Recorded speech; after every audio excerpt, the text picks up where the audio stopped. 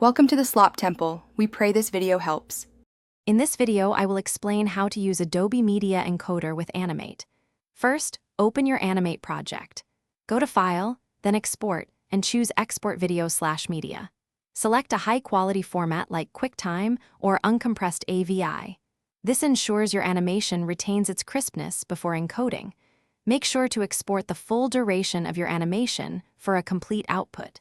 This initial step is crucial for a smooth workflow. Now, let's bring your Animate export into Media Encoder. Open Adobe Media Encoder. You can simply drag and drop your high-quality video file, the one you just exported from Animate, directly into the Q panel. Or, if you prefer, click the large plus icon in the Q panel and navigate to your file. This adds your animation to the encoding queue, ready for further processing.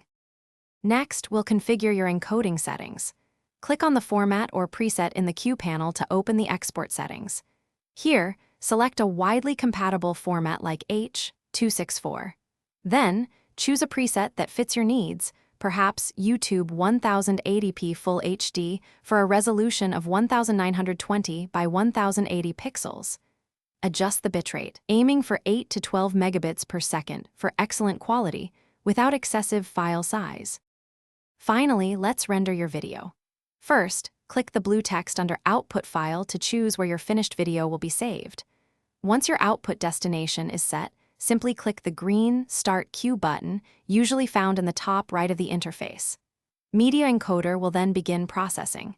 You can monitor its progress and, once complete, find your perfectly encoded video in the folder you selected. Thanks for watching. Consider subscribing if we helped you.